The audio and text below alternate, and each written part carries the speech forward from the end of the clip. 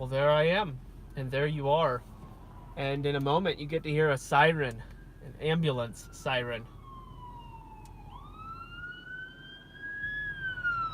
Alrighty, there we go. It happened. I wonder if you got to experience any Doppler effect from that. I'm just kind of curious. Well, completely off topic, but stuff happens. And that's exactly why I wanted to bring to you today the topic, the definitive guide on how to invest in cryptocurrency. Give me a moment.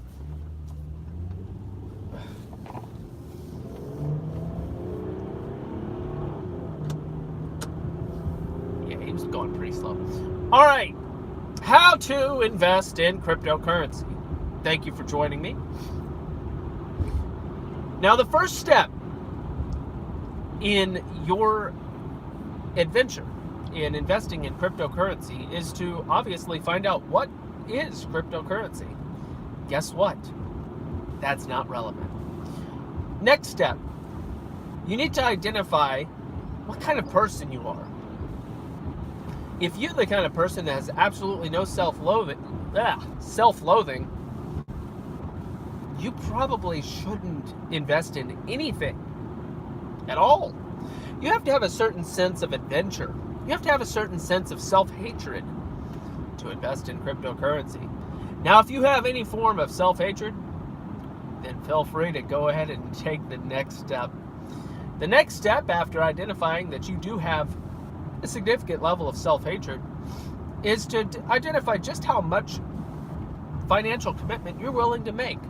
This is the normal step to any investment. How much am I willing to spend? Because it's not about the gain. It's not about the gain, guys. That's not promised. We know this. If it was, it'd be something else. I don't know what. Anyway, so first you need to identify just how much money you really don't care about. Now, once you've identified that amount, let's say it's, well, I can say goodbye to $1. I could say goodbye to $100, knowing that I'll get something back. No, take that thought out of your mind forever. What you need to realize about investing in cryptocurrency, as this is the definitive guide, you identify an amount of money that you will literally never see. Ever again. So, let's say it's $1,000. Here's the next step. Identify an exchange. Whoa, what's an exchange? Well, it's just like the bank, except electronic. You put your information in, whether it be your banking information or your debit card. There's been limiting factors, obviously, on the credit card situation. So put your money in, and out pops whatever your choice. If you're using something like Coinbase, obviously one of the most popular, then you'll be probably choosing LTC, ETH, or BTC. Well, what do those mean? It doesn't matter. It doesn't. You're choosing an electronic currency that doesn't really exist, except it does, because that's the whole point of cryptocurrency, is it exists decentralized. It's like a deed, basically, that's verified by hundreds, thousands, millions of other people simultaneously, along those lines. So, at this point, you're wondering, does this person even know what he's talking about? Oh, yes, I do. Does this person even have cryptocurrency? Oh, yeah. Oh, yeah. Oh, yeah. Did he forget his password? No. All right, next step. At the exchange, you're going to want to save all of your data. Now, some people talk about transferring your amount off the exchange. There's also something called a paper wallet. And you wonder, well, it no longer exists anywhere in the world except on my sheet of paper, but I can't hand that sheet of paper to you. Can, actually. You can hand it to somebody. It would be just as good as its value at the time. It's possible. So imagine, this is a good way to explain it. Okay. Here's how I'd like to. I'll give you this idea. Imagine cryptocurrency and your ownership of it is like a map. It's like a pirate's map. And it tells you how to get to the money. But you got to follow the map. It's kind of like that. All right, next step. Once you've gotten your money exchanged into some cryptocurrency, let's just say it's welcome, hello. So happy to see you here. I have no idea about chat, but I'm glad that you're with me. All right, so once you've exchanged your money into Bitcoin or whatever it may be, Ether, Ethereum, or Litecoin. Oh, that didn't last very long. Anyway, you go ahead and transfer. I had a visitor, guys. I had a visitor. It's very, very short-lived, but it's all good. Welcome and rip. All right, you transfer your money into another exchange that turns Bitcoin into another altcoin, as they call them. And does it matter which one you pick? Well, yes and no. It does and it doesn't. But you want to pick something that you know how to save and that you kind of agree with what they're doing in life. So if their project is related to, let's say, I don't know, they created a meme and a currency related to a meme, and it just happens to be really popular, invest everything you have in that. I mean, that's what I did.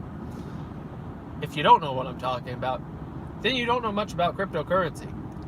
And that's okay, because I'm here to educate you. That coin is called Dogecoin. And I invested nothing. No, I did. But here's what's fantastic. Once upon a time, there was something called eBay. And once upon a time on eBay, you could sell your cryptocurrency through eBay. It was glorious. Lasted about a month, maybe 2 months. Welcome again. Nice to see you. If you're a second person, welcome. So, on eBay, you could sell cryptocurrency for a short amount of time. The very interesting thing about that is you could sell it about on a 20-to-1 ratio. It was very interesting. So let's say the cryptocurrency was worth $1. Well, if you sold it through eBay, you could sell that same cryptocurrency that was worth $1 for $20. Or let's say that cryptocurrency was worth 5 cents. You could sell that for $5. That was 100 times gain. It's pretty amazing. That's why it didn't last. But that's okay. Those opportunities are far gone. And the opportunity to multiply your Bitcoin by 100-fold, 1,000-fold, 10,000-fold, also very long gone. Do I know what the current state of Bitcoin is? No, I don't. Do I have any Bitcoin at all? I do on some faucets. What that is doesn't matter, because it's not like you actually own it. Because I had like 1/20th of a Bitcoin, which could be worth a lot.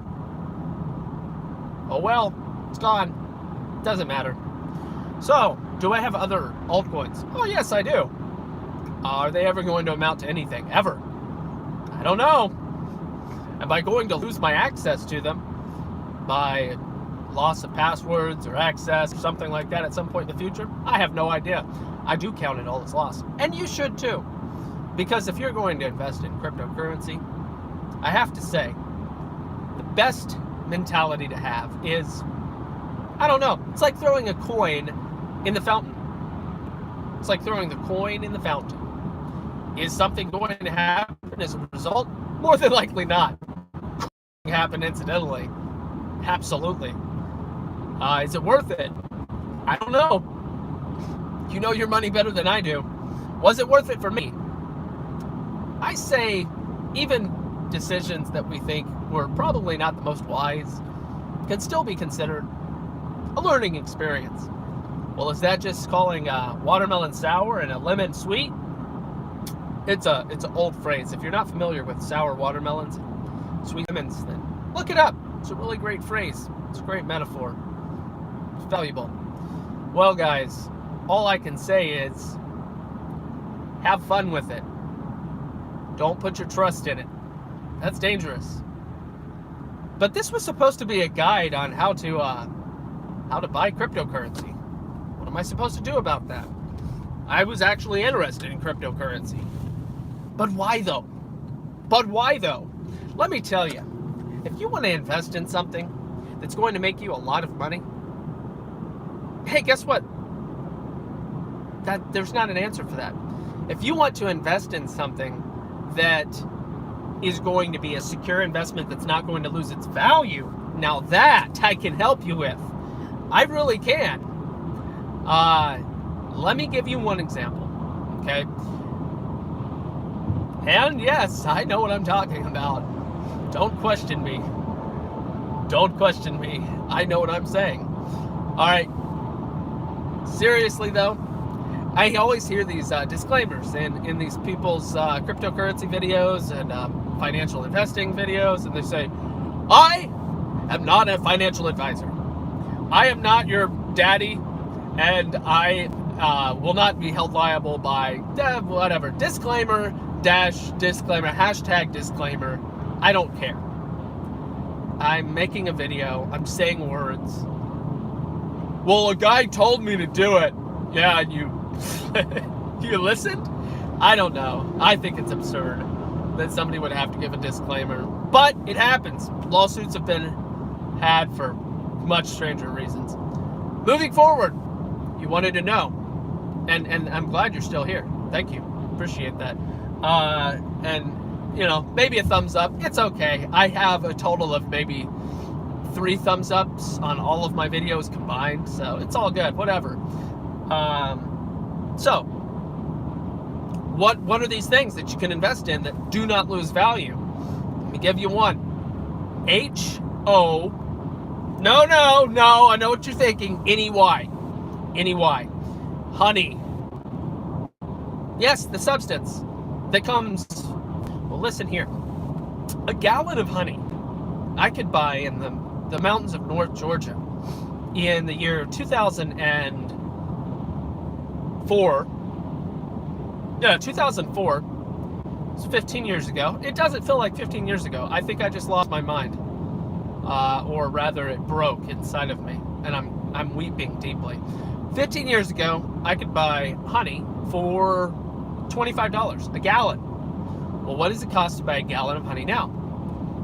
Anywhere from 50 on the lowest end, and we're talking about that's a deal these days, to 70, 80, 90, and maybe even $100. There might be specialty honeys out there. Obviously, if we're talking about Manuka honey, I could not have gotten it at $5. I'm talking about sourwood honey, a delicacy for those who haven't had it. Sourwood honey, very good, very light in color, very clean flavor. I highly recommend it. Sourwood honey is about $70 a gallon these days. Here's my point. It's not about its ability to outpace inflation. That's not the point with honey. Okay, the point is it's a tradable good that can be consumed. Why is that important? Well, it's got medicinal qualities. One, it's got bacterial benefits of bacteria and microorganisms and phytonutrients and all that fun stuff. Well, what else is cool about honey? Well, it lasts forever. Okay, that's undeniable. There's question as to whether or not ammunition lasts They say 10 years. That's what I've heard in ideal conditions. That's really disconcerting, I tell you. Ammunition is an excellent investment, but how do you get past a shelf life? Oh, it's disgusting to me. Okay, so there's other things we know about. There's razors, right? You can razors. That's a good investment, but they take up a lot of space. So does honey. But honey, guys, honey's shelf life, it's unbeatable. Well, what am I supposed to do? Am I supposed to have a shed full of honey? Well, yeah. It's a tradable good. It's a consumable. You can't consume, like, people can grow beards. It's not life-threatening, right? So that's why razors, nobody's like, can I trade these razors for that chicken? No. Why do I need to shave? No, I don't care about that. Its value would go down drastically given the right circumstances. Honey's almost like a drug, guys. It's got medicinal qualities. It's got pleasure qualities. It is the stuff. It is the stuff. I'm telling you. Apart from services that you might be able to provide, honey, guys. Honey's where it's at. And I'm talking about the sweet stuff. Okay? Talking about the sweet stuff. All right, so if you're still considering cryptocurrency as an actual investment, you need to change that word. Okay? And you need to call it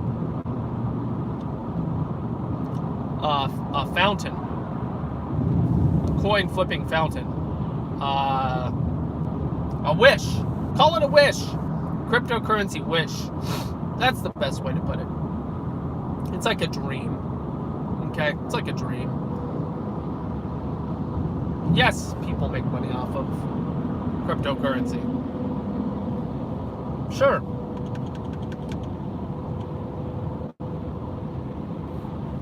But there's people that make money off of all sorts of things that you never will. Let me give you an example. You ever do a commission-only job? Yeah, well, I have. Unlimited income potential. And then you meet the people that are making $80, $150, $200,000, $250,000 in a year. You're like, well, that's not that much money. Hey, guys, it's money. It's good money. My eye's fuzzy. I don't know what in the world. All right, so the point is, somebody can do it. Are you going to do it, statistically speaking? Nah, probably not. Be realistic. It's healthy. And, guys, what are you going to do? You're going to say, Bitcoin, no, I didn't fall for that. I didn't fall for that. In fact, I completely missed the boat 100%. Didn't even know much at all about Bitcoin. What's up? I didn't know much about it until after Carlos. I love that guy. And I mean that. The guy is so great. I watch his videos years later and stuff.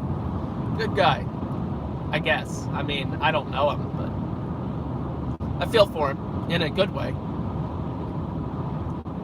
I think that he's learned. He still seems pretty bitter. I would be too. I get it. He's cool though. Cool guy. Look up Carlos's videos.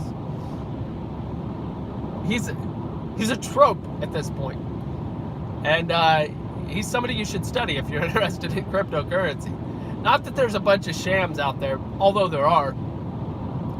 Guys, it's a coin in the fountain. That's all. That's all. And you can't, well, I have, it says I'm live now. I have an actual viewer right now that just got to experience that interruption. I had asked this question the other day. I said, is it possible with 13 subscribers to be shadow banned? I was like, probably not. But it is now statistically proven that it's possible to have a troll. and I discovered that on my the moon landing is a hoax is a psyop video. There's a troll commenter that went to town on me, and I didn't feel bad or hurt feelings at all. I just got confused. It's legit. Well, I need to discontinue this one, this stream here on the topic, because I feel like I've really exhausted the topic of how to invest in cryptocurrency. Pretty sure that's all. Also, don't lose your information. You'll have the most bitter hatred for yourself you've ever experienced, ever, if you lose your data. There were people literally committing suicide, legit, hiring psychotherapists, hypnotists, trying to get their remember their, what is it, 20, just the passcode and the string of characters that's necessary to go back into their wallet. Dude, I'm telling you what, that's a kind of pain you don't want to have to experience when you know you have 100 Bitcoin and the price is sitting at 18,000 and 19 and 20, and then it starts falling and you're like, my time is so limited. That is a level of deep dissatisfaction with and hatred for yourself you don't want to have to experience. It's a coin in the fountain. That's the best place to put your mind. And I mean that. Not joking. Dead serious when I say that. That's the best way to invest. No, guys, put your money in places that you know rot and moth will not destroy. That's where you need to put your wealth. In the place where rot and moth cannot destroy. Well, where's that, my friend? It's not in honey, although that's a second best option. I'd have to say. No, guys. First, the kingdom. Well, what's the kingdom? That's strange. I don't understand that. More to come on that. Bears, whoever might be out there as a bear, I will be starting a stream, a series, so to speak, on exactly that. Not just the kingdom, but biblical topics. We'll try and make them short, try and make them educational. I'll give you a take, maybe 2 or 3 takes on a topic, and the whole point will be for you to dive in, learn more yourself. Don't be a lazy, passive consumer. Create something, guys. Be a producer. Don't be merely a consumer. It's okay to consume something. That's how we survive. But be a producer too. It's necessary. It'll give you value. Not like that. Don't take it the wrong way. It'll help you understand and bring more joy to your life when you're able to produce. It's what you were created to do. Moving on. Have a good life. See me in my next video. It's about betrayal and just sad.